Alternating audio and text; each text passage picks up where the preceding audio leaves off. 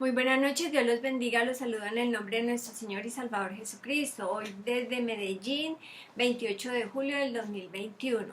En el día de hoy les tengo la parte B del estudio del amor ágape. Es sufrido, es paciente. Como es la primera característica del amor de Dios en la mente renovada de manifestación, hoy me demoraré un poquito más, pues para no seguir extendiendo este tema. Total, son 16 características, necesitamos pasar al siguiente. Bueno, ¿qué veremos hoy? A, un resumen de la parte A. B, ¿qué hacer para no desviarnos del camino? O mejor, para tener un andar digno y con paciencia. Y C, la relación de dos tipos de paciencia. D, veremos usos de la palabra paciencia y con qué está relacionada. Bueno, como en la introducción es un poquito larga porque expandí un poquito acerca de lo que vimos la vez pasada. Así que el resumen es, el amor ágape solo está disponible para el renacido, para quien el amor de Dios ha sido derramado en su corazón por el Espíritu Santo que le fue dado, Romanos 5:5, ¿cierto? Bueno, todo lo que recibimos de parte de Dios es por gracia. Cualquier cosa que el hombre hace o puede hacer es obra, sino gracia. Cuando ágape es manifestado debe ser por medio de la mente renovada, por lo cual toma un esfuerzo adicional. Las 9 manifestaciones de Espíritu Santo tendrán provecho en el individuo solo si se opera con el amor de Dios en la mente renovada de manifestación.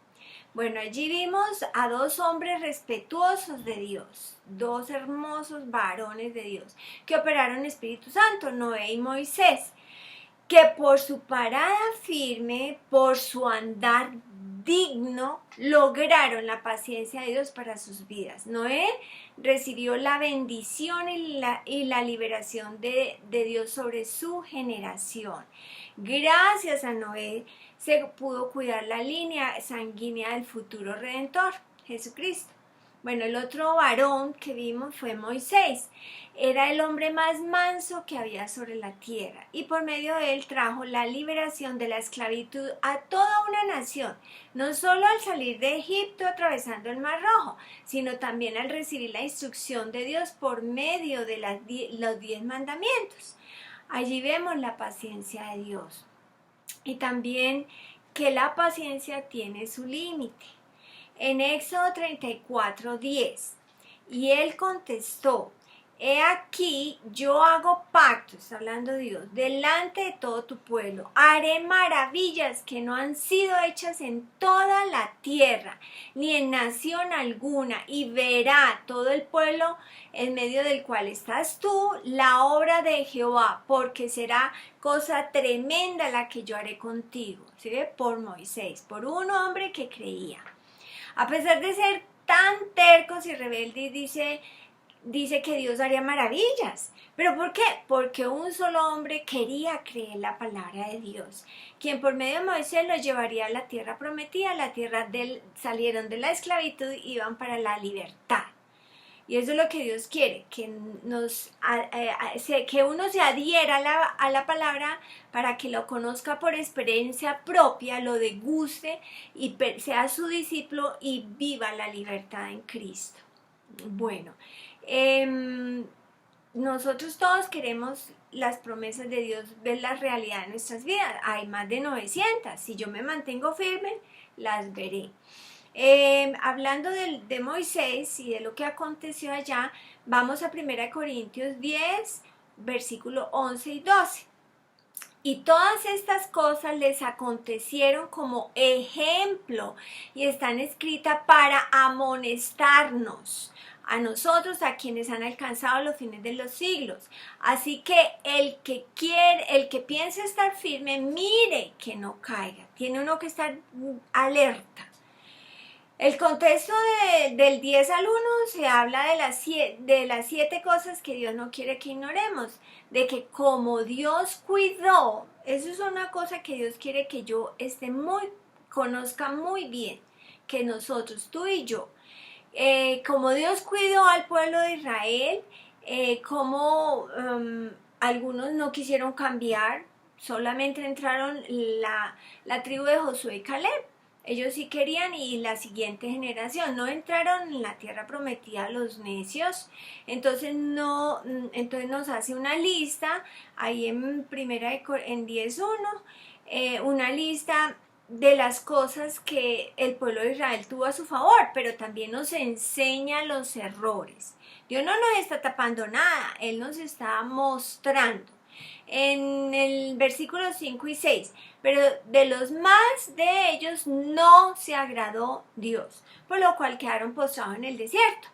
Mas estas cosas sucedieron como ejemplo para nosotros, para que no codiciemos cosas malas como ellos codiciaron. Voy a leerles la versión internacional. Todo esto sucedió para servirnos de ejemplo a fin de que no nos apasionemos por lo malo como ellos lo hicieron. ¿Qué otras cosas más hicieron? Bueno, en resumen, la idolatría, la fornicación, tentaron a Dios, murmuraron. Y ahí sí, entonces viene el versículo 11 y 12. Bueno, sin embargo, antes del 10 está los versículos del capítulo 9 del 24 al 27. Ahí se habla de un atleta que corre por un premio y la exhortación es correr de tal manera, porque es según el estándar que Dios me da, es de tal manera que lo obtenga. Así que en el 25a les leeré y luego el 27. Todo aquel que lucha de todo se abstiene, ¿sí? Se ejercita dominio propio. Esa palabra lucha es agonizomai. Literalmente es competir por un premio. Figuradamente es contender con un adversario o esforzarse para lograr algo. Ustedes ven en las Olimpiadas, ellos se preparan por mucho tiempo para correr unos segundos y sin embargo eso se le ve una disciplina y un compromiso y es un esfuerzo, eso no es algo leve. Así que ese uso de agón o agonizomai es competir por un premio, es competencia o concurso, figurado es un esfuerzo o ansiedad, es batalla, esforzarse, rogar encarecidamente, pelear, carrera. La palabra carrera lo vemos en Hebreos 12 para darles un ejemplo. Es bellísimo porque allí vemos 4 cosas importantes a desarrollar. Hebreos 12, 1b y 2a. ¿Qué vamos a ver? Ahí dice, despojémonos de todo peso y del pecado que nos asedia, nos rodea por todos lados, ¿sí? Entonces, ¿qué nos despojamos? Nos quitamos todo peso, porque a veces estamos muy cargados y el no tener paciencia, eso es una carga, Despojémonos de todo peso y del pecado que nos asedia. Corramos con paciencia, ¿sí ve? Una bellísima, despojarnos de todo peso y del pecado que nos asedia. La siguiente es corramos con paciencia. Esa palabra paciencia es upomoni, perseverancia, la carrera que tenemos por delante. C. Puesto los ojos en Jesús, la mirada es en Jesús, no en las circunstancias, es en Jesús. Puesto los ojos en Jesús, el autor y consumador de la fe, pues, el cual por el gozo puesto delante de él soportó, resistió la cruz. Esa es la palabra sufrió. Menospreciando lo propio, o sea, toda la vergüenza y toda la ignominia, la afrenta, así, él soportó eso le puso nada de peso, no le importa nada, a él le interesaba era la meta y lo logró. Entonces hagámoslo como él lo hizo. Así que hoy está sentado a la diestra del trono de Dios. En 1 Corintios 9:27, que les iba a leer, dice, sino golpeo mi cuerpo y lo pongo en servidumbre, no sea que habiendo sido heraldado para otros, yo mismo venga a ser eliminado. Golpear mi cuerpo quiere decir que trato severamente, no dejo que mi cuerpo dirija mi mente. y mi mente es dirigido por Espíritu de Dios y la palabra de Dios. Entonces mi mente da la orden al cuerpo, no es al revés, ese es el orden de Dios. Vamos a leerla en versión internacional. Golpeo mi cuerpo y lo domino, no sea que después de haber predicado a otros yo mismo quede descalificado. Nadie es inmune. Así que necesitamos hacer las cosas como Dios nos las pide. Entonces ahí si viene el capítulo 10 hablando del pueblo de Israel, a ver si aprendo la lección por terceros, para que yo no aprenda a golpes. ¿Por qué tener que aprender a golpes cuando está la lección ahí en la Biblia? A eso es dirigir sabiamente nuestras vidas. Bueno, entonces resumiendo, todo lo que sucedió con el pueblo de Dios es para amonestarnos, para que aprendamos a no dejarnos desviar. La creencia es ser una constante. Hemos de competir como nos enseña Dios. Por eso nos abstenemos de todo. Nos despojamos de todo peso y del pecado que nos rodea. Corremos con perseverancia la carrera que tenemos por delante con los ojos bien enfocados en Jesucristo. Y por ello tenemos gozo porque tanto Dios como nuestro Señor Jesucristo nos ayudan. Jesucristo es nuestro abogado defensor. Ellos nos respaldan. Bueno, así que recordemos de Génesis, en la primera parte, Génesis 33, 11 al 14. El contexto son las instrucciones que Dios le dio a Moisés y al pueblo antes de entrar a la tierra prometida. Así que ojo al parche. Dice ahí, guardad lo que yo te mando hoy. Esa es la clave, que guardemos lo que Dios me manda. Me mandan las 7 epístolas a la iglesia. Y en el libro de Hechos, guardar lo que yo te mando hoy, aquí que yo he hecho delante de tu presencia, al amorreo, al cananeo, al toda esa gente, Dios era el que los iba a echar, ¿sí? Pero entonces, lo que Él manda hoy, ¿sí? ¿Cómo debo hacerlo? Más adelantico dice, guárdate de hacer alianza con los moradores de la tierra, ¿sí? A donde has de entrar para que no sean tropezadero para ti. Esos moradores, los incrédulos, iban a ser tropezadero. Dios me quiere librar a mí de la gente que me rodea que no es buena, porque el mundo es así, el mundo está mal, hay que orar por el mundo. Guárdate de hacer alianza con los moradores de la tierra donde has de entrar para que no sean tropezadero en medio de ti. Versículo 13 y 14. Derribará los altares, un montón de cosas que tenía que hacer, porque no te has de inclinar a ningún Dios, pues Jehová, cuyo nombre es celoso, Dios celoso es. En los siguientes versículos se explica más sobre las consecuencias. Por eso necesita uno ver cómo toda esta gente, los desobedientes recibieron consecuencias, los obedientes recibieron bendiciones. Uno es el que decide dónde se va a parar. Bueno, en los tiempos de Noé también vimos esas consecuencias calamitosas. Eso fue exactamente lo que le pasó en Génesis 6, donde los hijos de Dios llegaron a las hijas de los hombres y casi siempre sucede que un creyente se mezcla con un incrédulo y de 9 de 10 probabilidades es que prevalezca el incrédulo. Miren lo que les ocurrió a ellos y toda la maldad que hubo en la tierra porque los hijos de Dios, los creyentes, se mezclaron con las hijas de los hombres. Pero gracias a Dios por ese hombre valioso, Noé. Fue un hombre perfecto en sus generaciones. Noé no se mezcló con toda esa masa de gente incrédula. Y Noé halló gracia ante los ojos de Dios. Él fue pregonero de justicia, dice.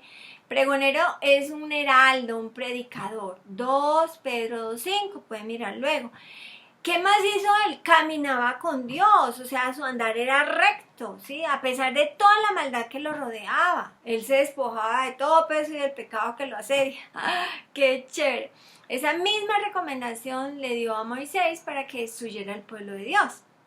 Bueno, también vimos otros líderes, Esdras y Nehemías, quienes se pararon firmes para que el pueblo de Israel no se asociara con gente que los harían pecar, pues porque sin darse uno cuenta se va desviando sutilmente, uno no la pilla fácil, por eso tiene uno que estar muy pilas espiritualmente. Primera de Corintios 15, 33 y 34a.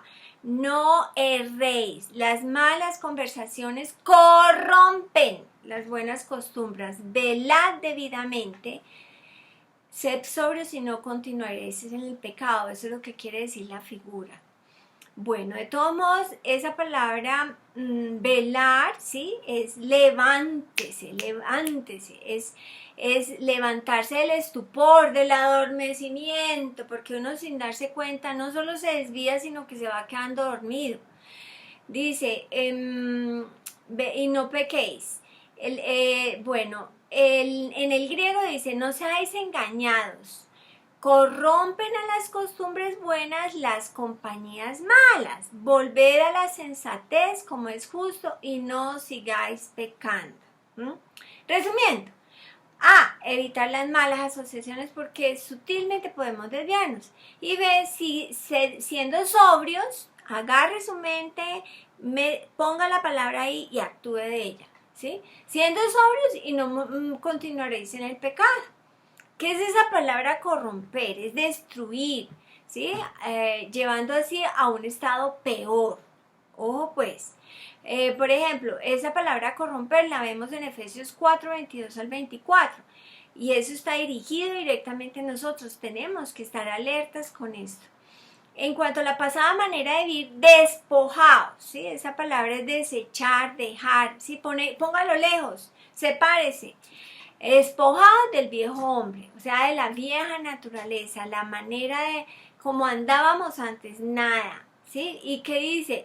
Del viejo hombre que está viciado, que está corrompido, esa es la palabra, está viciado, corrompido, conforme a los deseos engañosos. Es muy importante las figuras ahí. Literalmente dice los deseos del engaño. La figura es un sustantivo por un adjetivo que engaña al propio sujeto y tiende a engañar a otros.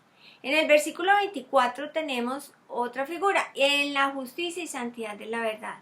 Es decir, en verdadera justicia y santidad, en contraste con la de Adán, como en Génesis 1:27. El énfasis está en la verdad, así que le leeré el 23. Y renovaos en el espíritu de vuestra mente. Aquí dice espíritu y mente, es redundancia de palabras, es decir que encarriléis vuestra vida en una nueva dirección, o sea, como vivía yo antes, ya no más, eso es el viejo hombre, ahora yo tengo una nueva dirección, puesto que nuestro hombre interior es una nueva creación de Dios. Ahí dice el 24, y vestidos del nuevo hombre, creados según Dios en la justicia y santidad de la verdad. Todos los días nos vestimos y nos desvestimos, nos quitamos la ropa sucia, nos bañamos y nos ponemos la ropa limpia. Entonces, eso es lo que tenemos que hacer todos los días. El punto focal del cristianismo está en 3. La fe, la esperanza y el amor. Estos 3, pero el mayor es el amor porque incide en nosotros. Bueno, también vimos en la parte A que el amor agape es paciente. Vimos que hay muchas características asociadas con la paciencia, la misericordia, el perdón, la clemencia, la compasión activa, su gloria, todo esto desde el punto de vista de Dios y su amor. Y también vimos lo que Dios espera que nosotros hagamos. Algo importante a continuación. Jesucristo dijo, bueno, es de Marcos 8:21, hasta el 35, porque es un contexto grande, pero específicamente voy a tomar el 21 y del 31 al 35. Cuando lo oyeron los suyos, está hablando del Señor Jesucristo, y eso se ve en tres evangelios, en Mateo 12, 46, 50, en Lucas 8, 19 al 21, y aquí en Marcos 8, 21, y les leeré el 21 y del 33 al 34.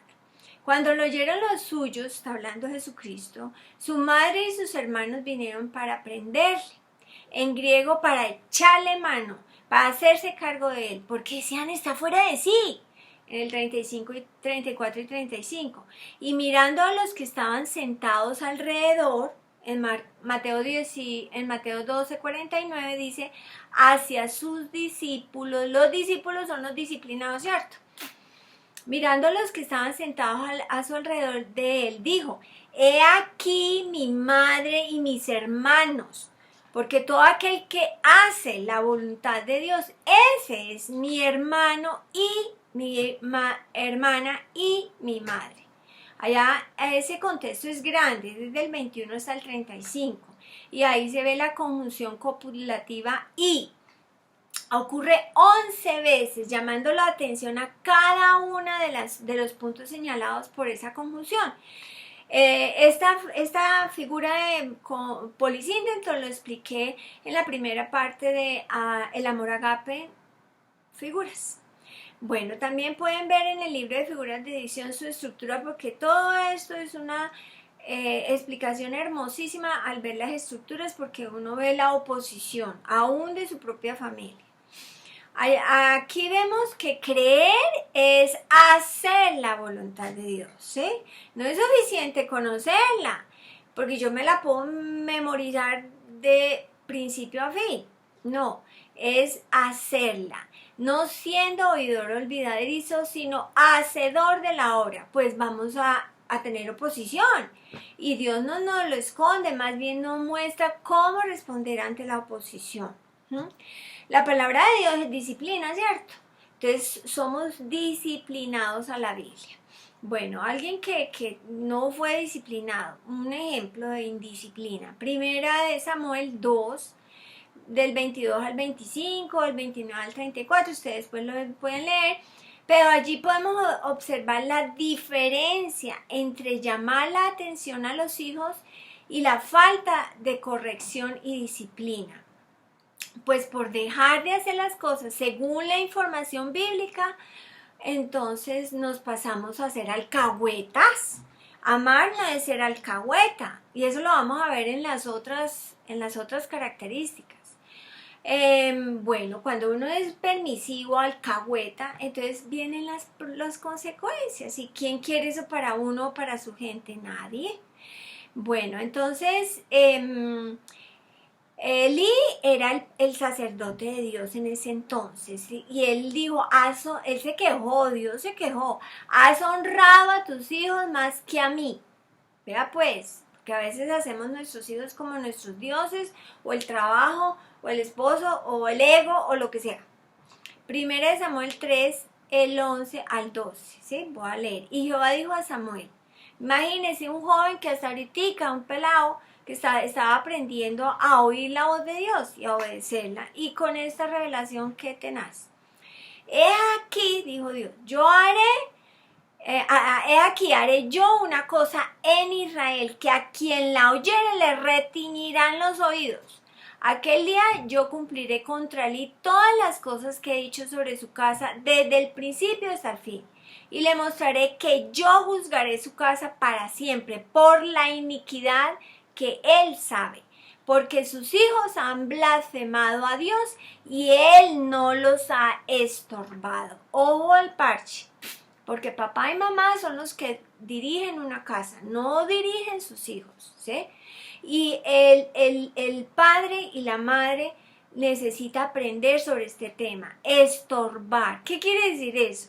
Es ser débil o debilitar. Por ejemplo, desalentar. O sea, que si alguien tiene un propósito que no es lo mejor, que es tal vez regular 3/4, por así decirlo, necesito mostrarle que eso no funciona, eso no va para ningún Pereira, como dicen. O sea, que es desalentar, reprender, ensombrecer. En el Nuevo Testamento es impedir. Voy a leerle la versión internacional del versículo 13.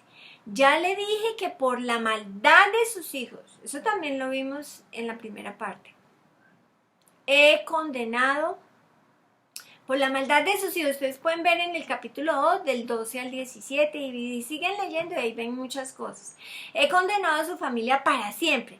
Él sabía que estaba blasfemando contra Dios y sin embargo no lo refrenó. No lo refrenó. Bueno, voy a hacer una hipótesis, una suposición. Si veo un hijo que va derechito al barranco, pregunto, ¿no? ¿Me limito a orar por él o me pongo como obstáculo para que no se caiga? Eso es lo que cada uno de un padre que ama a sus hijos va a insistir en mostrarle que ese plan no es el mejor. Una cosa segura en mi vida, yo, Nancy Sánchez, yo no respaldaré a nadie en algo de segunda. Y le oro al Padre porque yo lo pueda hacer, porque solo lo podría hacer con Dios. Porque si la gente se va para el barranco, que no sea con ayuda mía, porque es que el alcahueta hace eso. Pilas. El incrédulo su lucha es lo malo por lo bueno, pero el creyente es lo bueno por lo mejor, ¿sí? Pues somos hijos de Dios, ¿cierto? Dios quiere lo mejor para nosotros. Que no nos conformemos con cualquier cosa, pues somos sus hijos, los hijos del Dios Altísimo, somos herederos y coherederos con Cristo. Bueno, ¿por qué traigo a colación estos versículos? En 1 Corintios 11, 18 y 19, capítulo 11, versículos 18 y 19. Pues en primer lugar, cuando os reunís como iglesia, oigo que hay entre vosotros divisiones. Eso es rotura, es brecha. Oigo que hay entre vosotros divisiones y en parte lo creo, porque es preciso que entre vosotros haya disensiones, ¿sí? Para que se haga manifiesto los que son aprobados. ¿Qué es la palabra disensiones? Secta, herejía. ¿Herejía qué es? Es un disparate contra los principios verdaderos. Ojo pues, porque si dice Pablo que oigo que hay entre vosotros divisiones y disensiones, ¿sí? Pero es preciso. ¿Por qué? Aquí, ¿qué es lo que está pasando? Bueno, eso de que sea, para que se haga manifiesto que son los que son aprobados. La palabra aprobados uno lo ve en Santiago 1:12. Bienaventurado el varón que soporta la tentación, porque cuando haya resistido la prueba, ¿sí? Pasó el examen, porque todos somos cristianos maravillosos todo el tiempo, pero bajo tentación, bajo la presión, es que se sabe qué corre por las venas del creyente. Entonces ahí es donde desarrollamos el carácter cristiano. Resistimos las pruebas. Entonces dice, bienaventurado el varón que soporta la tentación, porque cuando haya resistido la prueba recibirá la corona de vida que Dios ha prometido a los que le aman, ¿sí? Aquí vemos que unos creen y otros no creen. En este grupo de 1 Corintios, ahí vemos eso. Entonces, en la iglesia van a ver los que creen y los que no creen. Bueno, ¿qué es lo que no deja al hombre que prospere? Vimos eso en las 6 estudios sobre la prosperidad. En las 6 enseñanzas. En Proverbios 28:13 dice, el que encubre sus pecados no prosperará, mas el que los confiesa y se aparta alcanzará misericordia. Eso es renunciar, eso es lo que es apartar, renuncio. No es que estoy pilas un tiempo y indisciplinada otro tiempo, no, es para siempre.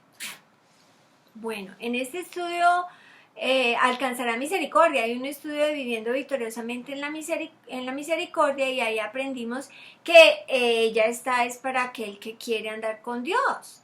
Bueno, la paciencia o ser pacientes son una palabra, la Biblia tiene varias palabras para ello. En este estudio veremos algo diferente que está a lo que estamos estudiando y ella es upomoni. Una es macrozomía y el otro es upomoni. El upomón es traducido como perseverar, perseverancia, paciencia, constancia. Traeré un ejemplo donde se usan las dos de macrozomía y upomón. En Colosenses, porque el contexto allí es del andar digno y es bellísimo porque es una oración. Entonces, en vez de estar orando por tantas cosas de temporales, oremos por cosas trascendentales. Colosenses 1 del 9 al 13. Por lo cual también no cesamos de orar por vosotros y de pedir que seáis llenos de todo conocimiento de su voluntad, en toda sabiduría e inteligencia espiritual. ¿Para qué? ¿Para qué? Para que andéis como es digno del Señor, agradándole en todo, llevando fruto en toda buena obra y creciendo en el conocimiento de Dios, fortalecidos con todo poder conforme a la potencia de su gloria, para toda paciencia y longanimidad. Paciencia aquí es upomone y longanimidad macrothumia. Bueno, ahora sí, el amor es agape, la parte B. El amor agape es paciente. En la administración de la gracia en que vivimos, ¿qué nos dice Dios acerca de la paciencia? Bueno, ahí son palabras macrothumia, macrothumeo, macrothumos. En total son 25 usos. La palabra compuesta macros es largo, grande, ¿sí? También significa lejos, lento, tardo. Y la palabra tumos, la composición macrotumos, que está relacionada con el temperamento, la ira, el enojo, implica una condición agitada de los sentimientos, una explosión de ira debido a la indignación interna, ¿sí? Uno necesita aprender a manejar las emociones. Si somos muy emocionales, como nosotros las mujeres, mayor aún, hay que aprender a trabajar las emociones, no explotar. Bueno, ¿qué es paciencia? Traducida literalmente sería lejos de airarse, tardo para enojarse. El amor de Dios es lento para la ira. Hay distancia, una tardanza, una lentitud antes de enojarse, antes de explotar, ¿sí? Que aguanta, que es paciente, que es tolerante. Una traducción más sencilla para nuestro entendimiento es paciente, clemente. Clemente, yo eso no me es fácil. Según el diccionario, es virtud que modera el rigor de la justicia. Veremos que en los evangelios este uso, recordemos que los evangelios es para nuestro aprendizaje. Si lo que está allí no contradice las epístolas, lo podemos aplicar. Bueno, en primer uso, Mateo 18, acerca de paciencia, ¿no? Mateo 18, 21. Los usos están en el versículo 26 y en el 29. En este mismo tema se ve en Lucas 17 del 1 al 4. Dios no quiere que seamos tropiezo para nadie. Y aquí en Lucas 17 cojo dos versículos, 3 y 4. Mirad por vosotros mismos, si tu hermano pecare contra ti, repréndele. Y si se arrepintiere, porque hay gente que no se arrepiente, perdónale. Y si 7 veces al día pecare contra ti, 7 veces al día volviere a ti diciendo, me arrepiento, perdóname, ¿sí? Pues perdónale. Entonces, en el 21, ahora sí, en Mateo 18, 21.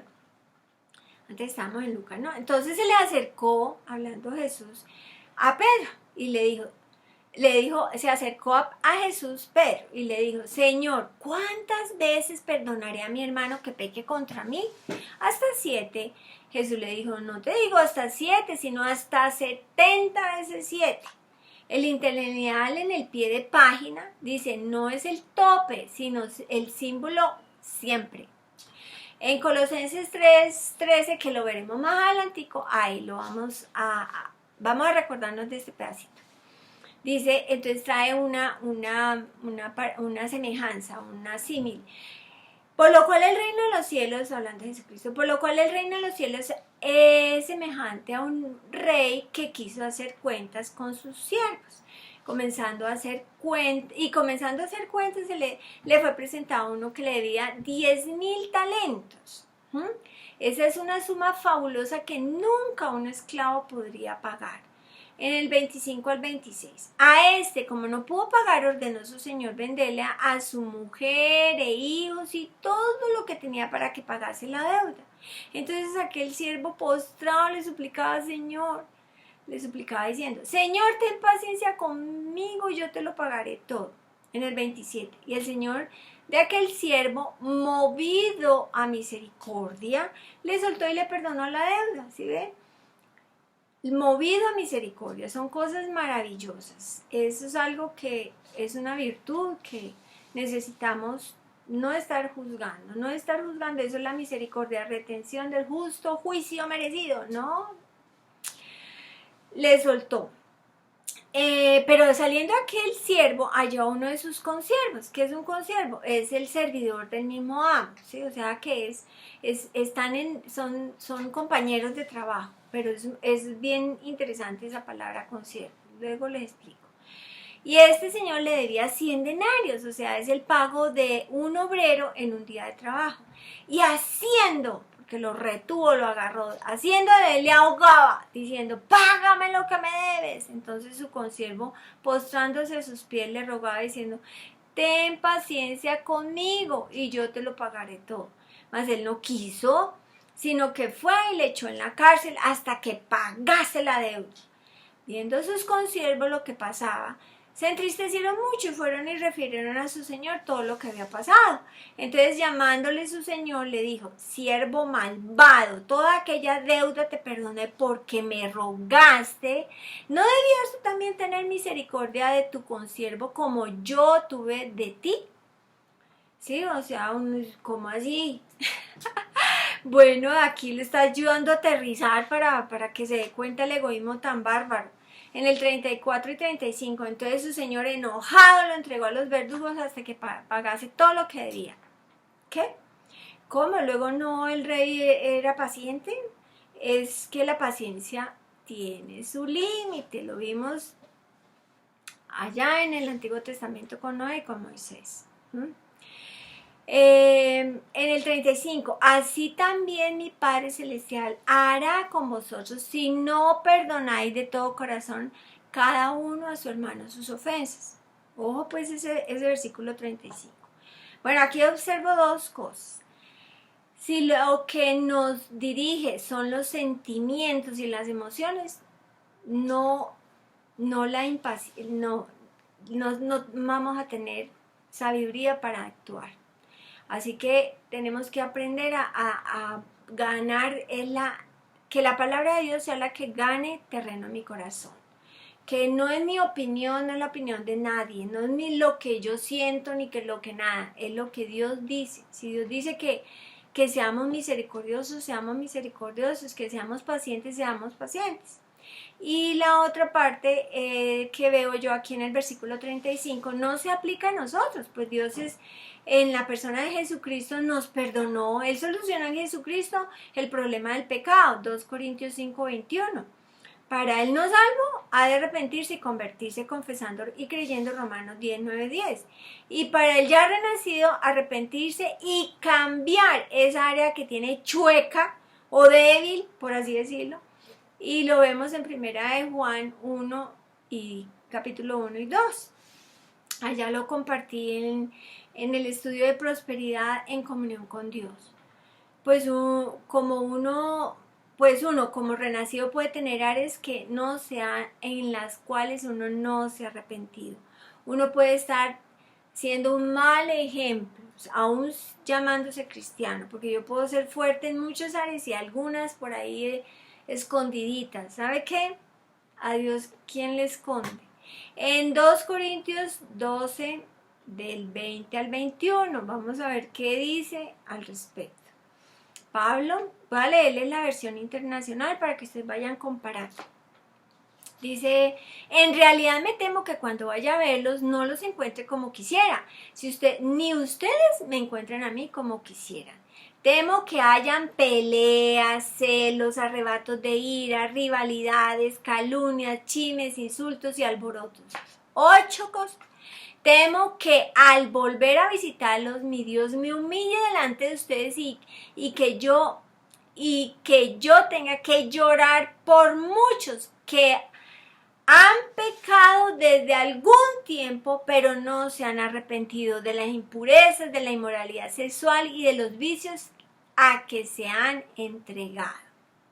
Recordemos que el libro de Corintios es una epístola de redarguición. Nos muestra el error por no adherirse a la epístola de Romanos. Por ejemplo, en Romanos, Dios dice, Romanos 12, 14, unánimes entre vosotros. Ellos eran divididos, peleando, como niños chiquitos. Dios quiere que maduremos. Unánimes entre vosotros, no altivos, sino asociándoos con los humildes, con los que se dejan enseñar, con los que reconocen que Dios es la última palabra y esa es la que decide. Dice, unánime entre vosotros, no altivos, sino asociándoos con los humildes. No seáis sabios en vuestra propia opinión. Por eso es que derribamos todo argumento que se levante contra el conocimiento de Dios y llevamos cautivo todo pensamiento a la obediencia a Cristo. 2 Corintios 10:5. Pues tenemos conceptos que esos pueden estar errados. Y uno pensar que está creyendo y resulta que no. Tenaz. Bueno. En el segundo uso de la palabra paciente. Efesios 4, del 1 al 2. Yo pues, preso en el Señor, os ruego, que andéis como es digno de la vocación con que fuisteis llamados, con toda humildad y mansedumbre. Otra vez ahí. Soportándoos con paciencia los unos a los otros. Soportándonos. Ay, yo no, ese jefe no me lo soporto. Vea, si Dios dice que lo soporte, entonces es porque se puede. La palabra necomai tiene 15 usos: tolerar, sufrir, soportar. Ejemplo, Jesucristo dijo en Mateo 17:17, oh generación incrédula, ¿hasta cuándo os he de soportar? Incrédula, que no es la palabra pistos, aquellos que nunca han oído o que no han oído lo suficiente para creer. Y en el contexto les cayó a todos esa indignación del Señor Jesucristo. Esta pregunta, porque los discípulos le preguntaron aparte, ¿por qué nosotros no pudimos echarlo fuera al demonio? Por vuestra poca fe, oligopistos, y por vuestra poca fe. Bueno, en Santiago, tercer uso, Santiago 5, 10 al 11. Hermanos míos, tomad como ejemplo de aflicción y de paciencia, longánime, largura de ánimo, a los profetas que hablaron en nombre del Señor. He aquí tenemos por bienaventurados a los que sufren, a los que soportan. ¿Habéis oído de la paciencia de Job? Esa es la palabra upomoni, perseverancia. Y habéis visto el fin del Señor, que el Señor es muy misericordioso y compasivo. Otro uso está en 1 Tesalonicenses 5, 14, 15. También os rogamos, hermanos, que, vamos a ver 3 grupos tremendos. También quiere decir que nos volca al versículo 12 y 13. Ahí habla del liderazgo y el cuidado que Dios pide sobre estas personas que tienen mucha responsabilidad. Bueno, os rogamos, hermanos, que amonestéis a los ociosos, que alentéis a los de poco ánimo, que sostengáis a los débiles, que seáis pacientes para con todos. Mirad que ninguno pague a otro mal por mal, antes seguid siempre lo bueno, unos para con otros y para con todos. La versión internacional les voy a leer. Hermanos, también les rogamos que amonesten a los holgazanes, que estimulen a los desanimados, que ayuden a los débiles y que sean pacientes con todos. Asegúrense de que nadie pague mal por mal, más bien esfuércense siempre por hacer el bien, no solo entre ustedes sino a todos. En el griego dice, os exhortamos, hermanos, amonestad a los desordenados, animad a los pusilánimes, o la falta, los que no tienen ánimo y valor, a los pusilánimes, sostened a los débiles, tened paciencia con todos. Tener paciencia. Necesitamos aprender a dar y recibir amonestación. Yo hacía todo al revés. Necesitamos también aprender cómo es alentar, qué es sostener, cuáles son los ociosos, qué es los de poco ánimo, qué son los débiles. Bueno, la palabra ociosos en el Nuevo Testamento hay 3 palabras, entonces uno necesita saber cuál de esas 3. Significa que es atactos, significa que uno que no mantiene el orden, llevar una vida desordenada por descuido. Ese es un ocioso. Era un término militar que denota uno que no mantiene su puesto, es uno insubordinado. Aquí se utiliza en la descripción de ciertos miembros de la iglesia que manifestaban un espíritu insubordinado. tenaz. Bueno, hay 4 usos de ociosos. En 2 Tesalonicenses 3, del 6 al 16. Los usos están en el versículo 6, en el 7 y en el 11. Pero os ordenamos, hermanos, en el nombre de nuestro Señor Jesucristo, que os apartéis de todo hermano que anda desordenadamente. Que os apartéis, ¿cómo así? Y luego la paciencia, ¿dónde queda? Y no según la enseñanza que anda desordenadamente, y no según la enseñanza que recibisteis de nosotros, porque vosotros mismos sabéis de qué manera debéis imitarnos, pues nosotros no anduvimos desordenadamente entre vosotros, ni comimos el pan de balde de nadie, sino que trabajamos con afán y fatiga de día y noche, para no ser gravosos, para no ser una carga para ustedes, ¿sí? A ninguno de vosotros, Pablo, Silvano y Timoteo no querían ser cargas para nadie, no porque no tuviéramos derechos, sino para darnos nosotros mismos un ejemplo para que nos imitaseis. Porque también cuando estábamos con vosotros, os ordenábamos esto, una orden. Si alguno no quiere trabajar, tampoco coma. Versículo 11 y 13. Porque oímos que algunos de entre vosotros andan desordenadamente, no trabajando en nada, sino entremetiéndose en lo ajeno. A los tales mandamos y exhortamos por nuestro Señor Jesucristo que trabajando sosegadamente, o sea, con tranquilidad, coman su propio pan. Su propio pan. Y vosotros, hermanos, no os canséis de hacer bien. Sí, o sea, procuremos hacer el bien. 14 al 16. Si alguno no obedece a lo que decimos por medio de esta carta, a ese señaladlo.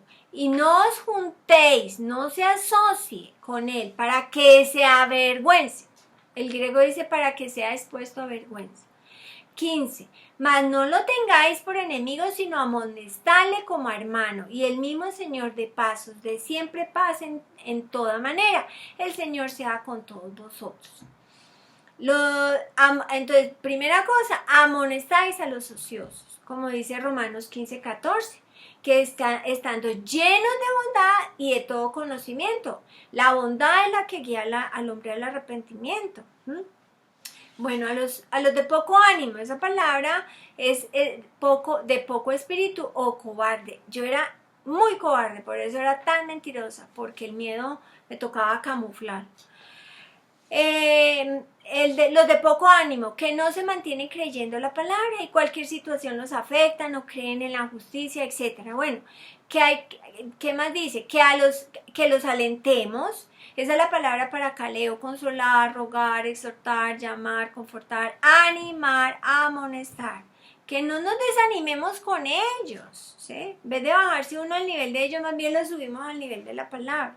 ¿Qué pasa con los débiles? Bueno, ¿cuáles son los débiles? Es el enfermo, el frágil, sin fuerzas. Bueno, hay que sostenerlo, ¿sí? Es importante entender esa palabra sostener, porque la cuestión de andar en amor no quiere decir que uno está pete de bienvenida para todo el mundo, pero ¿qué es sostener? Porque es que la gente usa mal las palabras porque no investiga. ¿Qué es sostener? Es anteco, estimar, retener. Por ejemplo, en Tito 1:9, hablando del obispo, o sea, el supervisor, dice el interlineal. El supervisor de una casa, papá y mamá, dice retenedor de la palabra fiel, ¿sí? Esa palabra sostener es retiene de la palabra fiel, tal como ha sido enseñada, para que también pueda exaltar y convencer a los que contradicen, ¿sí? Esa palabra sostener es muy diferente a la palabra airo, que es cargar, llevar cargando, ¿sí? La gente es para ser amada, no para ser usada. El mundo tiene todo al revés. Usa a la gente y ama las cosas. Ser paciente para con todas estas personas hay que vivir en la grandeza del amor, ¿sí? La paciencia es aquella cualidad de dominio propio contra las provocaciones que no toma represalias ni castiga con celeridad. Eso es lo que significa. Aun cuando la gente es débil, ociosa, es falta de ánimo, aun cuando la gente es dura de servir, tenemos paciencia. La paciencia es la cualidad que no se rinde ante las circunstancias ni sucumbe bajo la prueba. El amor de Dios en la mente renovada en manifestación es sufrido, es paciente, tardo para enojarse, no reacciona, sí toma acciones deliberadas, predeterminadas por la palabra que mora en su corazón. Bueno, ¿qué es la palabra amonestar? Porque lo hemos visto muchas veces. Colosenses 1:28 y en el 3, capítulo 3:16. Recordemos que Colosenses es la epístola de corrección por error doctrinal. Doctrinas erradas que aparecieron a causa de no ser sujetos a la cabeza, que es Cristo. Bueno, en Colosenses 1:27-28, a quienes Dios quiso dar a conocer las riquezas de la gloria de este misterio entre los gentiles, que es Cristo en vosotros la esperanza de gloria, a quien anunciamos amonestando, ahí está la palabra, a todo hombre y enseñando a todo hombre en toda sabiduría, a fin de que, ¿cuál es el propósito? De presentar perfecto, o sea, la palabra maduro, en Cristo Jesús a todo hombre. Dios quiere que maduremos. Colosenses 3:16, la palabra de Cristo more en abundancia en vosotros, enseñándoos y exhortándoos. Si la enseñanza siempre está ahí. Y exhortándoos unos a otros, ahí está la palabra, exhortando es amonestar. Unos a otros en toda sabiduría, cantando con gracia en vuestros corazones al Señor, con salmos e himnos y cánticos espirituales. Vea, cuando yo estoy bajo presión, además de meditar la palabra, canto en lenguas. Eso es maravilloso, eso me ayuda muchísimo, me ayuda a mantener la calma, a pensar en la letra de esas canciones, a no explotar, ¿sí? Eso le ayuda a uno a tener reposo y entonces uno puede recibir palabra de ciencia, palabra de sabiduría y todo lo que necesite. En Tito 3:10-11, al hombre que cause divisiones después de una y otra amonestación, deséchalo. Una y dos, son dos amonestaciones. Está hablándole al hombre de Dios. Deséchalo, evítalo, sabiendo que tal se ha pervertido y peca y está condenado por su propio juicio. Quinto uso acerca de la paciencia. 2 Timoteo 4:2-3. Recordemos que eso es otra carta a los líderes. A, que prediques la palabra. B, que hice, predicar es proclamar, ¿no? Como un heraldo. Que hices a tiempo y fuera de tiempo, ¿sí? Instar, esa palabra no era familiar para mí. Es estar presente, llegar a acercarse. Según el diccionario Larousse, suplicar insistentemente. A tiempo y fuera de tiempo, redarguye, reprende, exhorta con toda paciencia y doctrina. Redarguye y reprende. Yo necesito entender cómo se hace para aprender a hacerlo bien, porque yo también la embarro. Bueno, Jesucristo dijo, el que quiera hacer la voluntad de Dios conocerá si la doctrina es de Dios o si yo hablo por mi propia cuenta. Bueno, en la versión internacional, predica la palabra, persiste en hacerlo, o sea o no oportuno, corrige, reprende, anima con mucha paciencia, sin dejar de enseñar, porque llegará el tiempo en que no van a tolerar la sana doctrina, sino que llevados por sus propios deseos se rodearán de maestros que le digan las novelerías que quieren oír. Y en cuanto a redarguir, hay unos versículos bellísimos. Yo les tenía 6 versículos, pero por falta de tiempo solamente les voy a nombrárselos. Ustedes verán si los quieren estudiar. Mateo 18:15, Primera de Timoteo 3:16, la utilidad de la palabra, enseñar, redarguir y corregir. Efesios, este es importante, en Efesios 5, 11 y 13. Voy a leérselos del 11 al 13. Y no participéis de las obras infructuosas de las tinieblas, sino más bien reprenderlas, porque vergonzoso es aún hablar de lo que ellos hacen en secreto. 13. Más todas las cosas cuando son puestas en evidencia, la palabra que estamos estudiando es redarguir. Cuando son puestas en evidencias por la luz, son hechas manifiestas, ¿sí? son hechas manifiestas, porque la luz es lo que manifiesta todo. Y otro uso es en Timoteo 2:15, y otro que también sí les voy a leer es Hebreos 12:5-6. Y habéis ya olvidado la exhortación que como a hijos se os dirige diciendo: no, hijo mío, no menosprecies la disciplina del Señor, ni desmayes cuando eres reprendido. Ahí está, por él, porque el Señor al que ama disciplina y azota a todo aquel que recibe por hijo. Por eso está la redargución y la corrección. Para muchos, ¿cómo duele crecer? No, eso es un aprendizaje emocionante cuando uno tiene humildad y mansedumbre. Y la palabra reprender es epitimado, es prohibir, es mandar, encargar, ¿sí? Bueno, otro uso de la palabra paciencia, que es muy importante, Colosenses 3:12-14. Vestíos, eso es una acción diaria. Pues como escogidos de Dios, santos, amados, de entrañable misericordia, de benignidad, de humildad, de mansedumbre, de paciencia, soportándoos unos a otros y perdonándoos, ¿sí? Soportándoos unos a otros, si alguno tuviera queja contra otro, de la misma manera que Cristo os perdonó, así también hace los otros. Y sobre todas estas cosas, ¿cuántas cosas? 11 más o menos, yo no sé, lean. Vestidos de amor, que es el vínculo perfecto. ¿Qué es el vínculo? Es el lazo, es el conjunto. Ejemplo, es un ligamento, ¿sí?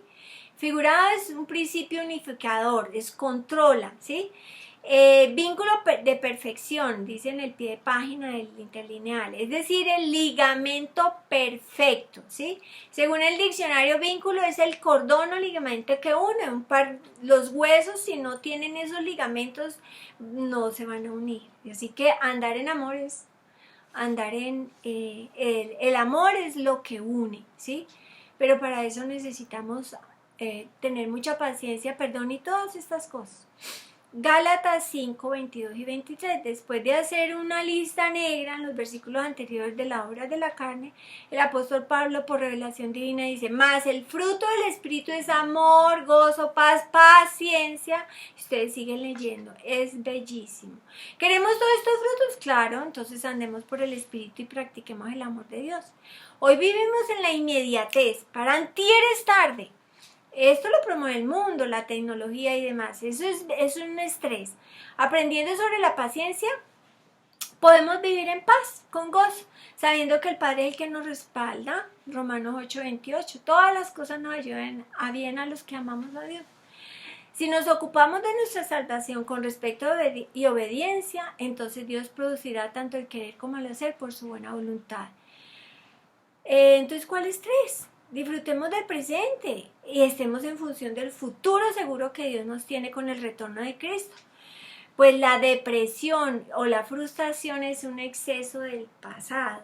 Y la gente sin Dios mira su futuro y se llena de dudas, ansiedades, temores. Ve a Dios en la estabilidad de los tiempos. Así que los exhorto a que desarrollemos esa paciencia porque la necesitamos. Dios los